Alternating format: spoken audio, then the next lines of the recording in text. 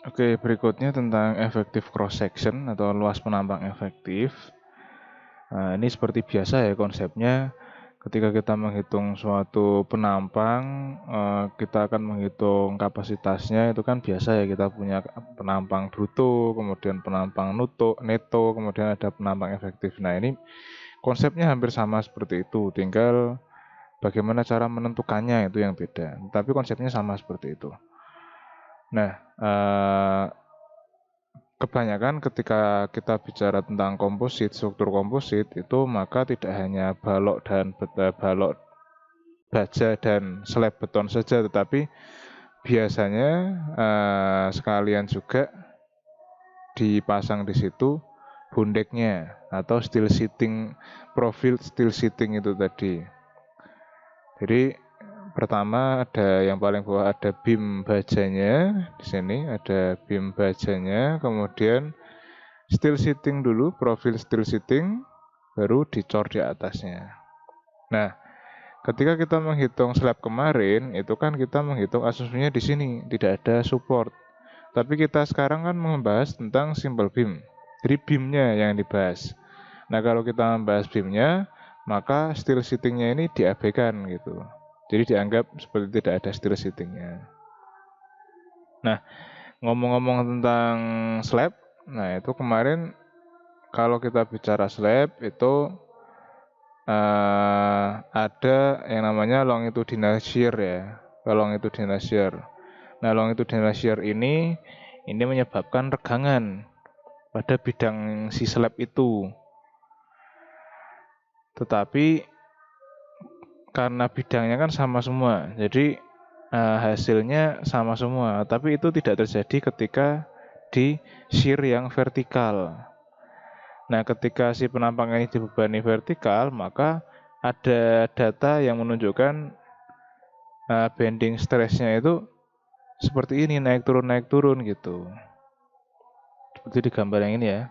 Nah, ini penampangnya seperti ini, beamnya di sini, kemudian kejadiannya seperti ini yang terikot min bending rata bending stressnya. Itu seperti ini bentuknya. Kalau longitudinal shear tadi kan dia arahnya ke sana, ke dalam bidang gambar ini gitu. Jadi karena dia plane, dia bidang itu dia sama semua. Tapi kalau seperti ini kan tebalnya tidak sama ya jadinya. Yang di sini itu tipis, kemudian di sini ada supportnya, kemudian tipis lagi, ada supportnya lagi seperti itu. Nah, data rata-rata bending stressnya seperti ini gitu. Nah, intinya adalah realnya harusnya itu ketika kita menghitung secara elastik itu harusnya yang dihitung, yang masuk hitungan itu adalah selebar B ini. Jadi mulai C sampai E seharusnya. Jadi besaran momennya adalah grafik A, C, D, E, F. Harusnya seperti itu. Tetapi karena kita akan menghitung efektifnya, jadi kita ambil yang B kecil ini.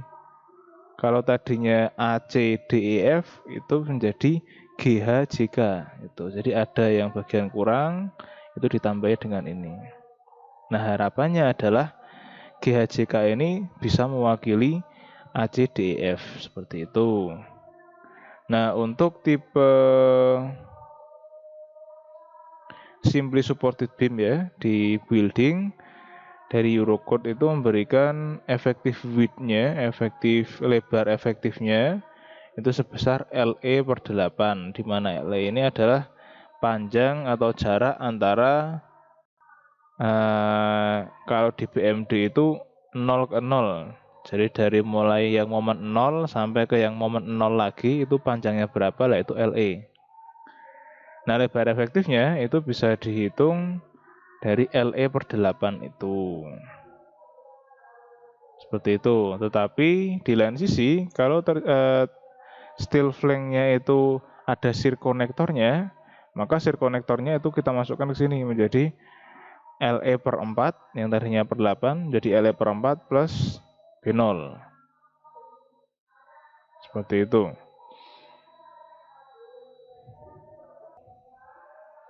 Jadi untuk menghitung lebar efektif sebenarnya ya kalau kita melihat dari min bending stressnya, grafiknya itu seharusnya dihitungnya dari selebar B ini dari mulai turun ke turun gitu. Nah, tetapi untuk efektifnya itu kita harus mencari lebar efektif, di mana lebar efektif bisa didekati dengan LE/8. Atau kalau itu baloknya menggunakan sirkonektor, maka menjadi LE/4 ditambah B0-nya. Seperti itu.